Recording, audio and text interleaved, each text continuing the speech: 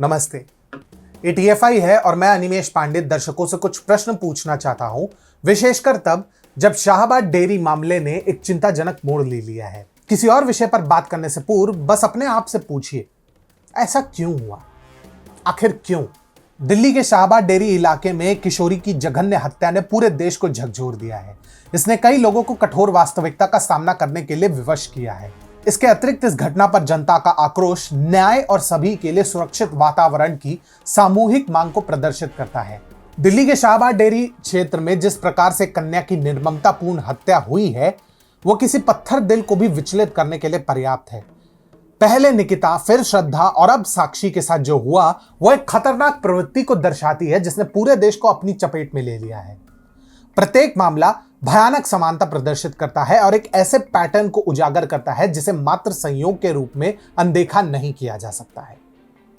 जानते हैं घटना इतनी दर्दनाक क्यों है?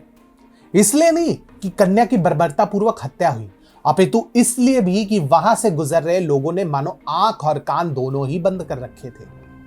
प्राप्त फुटेज में उपस्थित लोगों द्वारा प्रदर्शित की गई उदासीनता काफी लोगों को विचलित करने के लिए पर्याप्त है, जो सहानुभूति की कमी और एक प्रणालीगत समस्या को दर्शाती है जिस पर तत्काल ध्यान देने की घोर आवश्यकता है।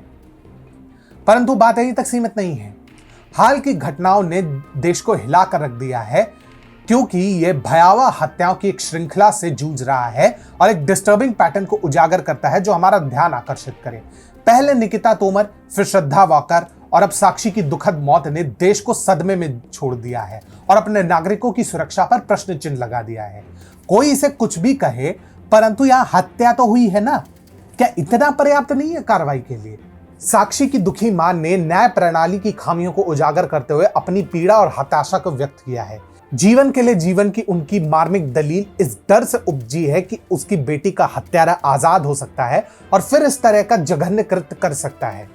और हम कुछ सुपर प्रबुद्ध आत्माओं से भी अनभिज्ञ नहीं है, जो ऐसे बर्बर कृत्य देखने के बावजूद कहते हैं कि हर पापी का भविष्य है।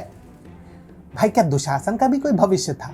सच कहा जाए तो इस तरह के भयानक अपराधों की बार बार होने वाली घटना को हिंसा के बेतरतीब कृत्यों के रूप में खारिज नहीं किया जा सकता है।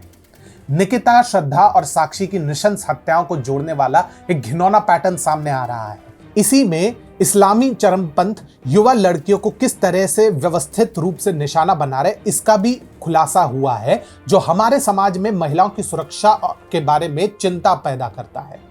विश्वास ना हो तो बुलंदशहर में हत्यारे साहिल की गिरफ्तारी के पश्चात के खुलासे पर ध्यान दीजिए।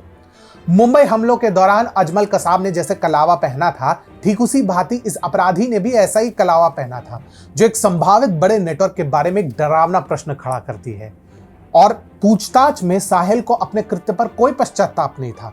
तो क्या हम एक और आपदा के होने की प्रतीक्षा कर रहे हैं? कब तक ये सब केवल प्रोपेगेंडा के रूप में लोग खारिज कर देंगे?